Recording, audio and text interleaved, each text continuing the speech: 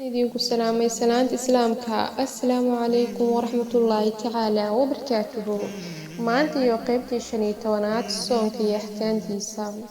Su'aalo badan ayaa la is weydiiyaa marka la gaaro soonka, waxaana su'aalahaas ka mid ah su'aal haweeney ayaa 3 maalmood iska daysay soonka cudurdaar la'aan bayna afurtay iyadoo wahsi daraadii ugu tagtay soonkii.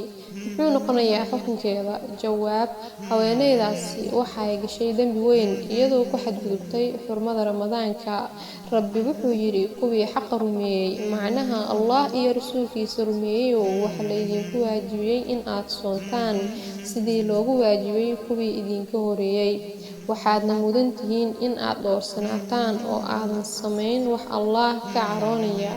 Suuratul Al-Baqara aayadda 183 ayaa inoo sheegaysaa haweeneydaasi waxaa ku waajibto in ay 3 beri soonto iyadoo gudaysa maalmihii ay afurtay. Haddii ay maalmahaas maalin ka mid ah ay afurto ama ay sameyso wax galmaa waxaa ku waajibtay in ay kafaaraduna waxa ay xoreyn hal qoor yacni hal adoon. Haddii aan la heli karin waa in la soomaa 2 bilood oo isku xigta. Haddii aan la awoodi karin waa in la quudiyaa 60 miskiin. Halkii miskiinna waxaa la siinayaa nus saac oo bur ah ama timir ama bariis ama galey ama raashinkii markaas cunaan dadku ahlu beledka ah.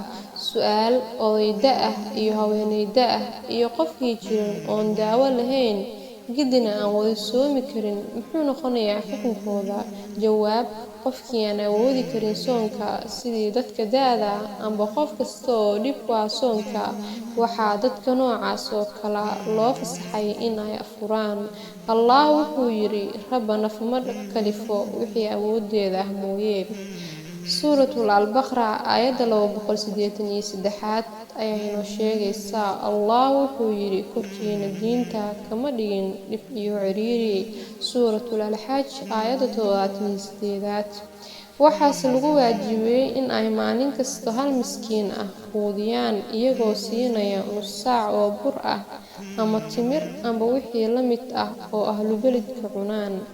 Beri iyo qaybtii 16aad insha Allah.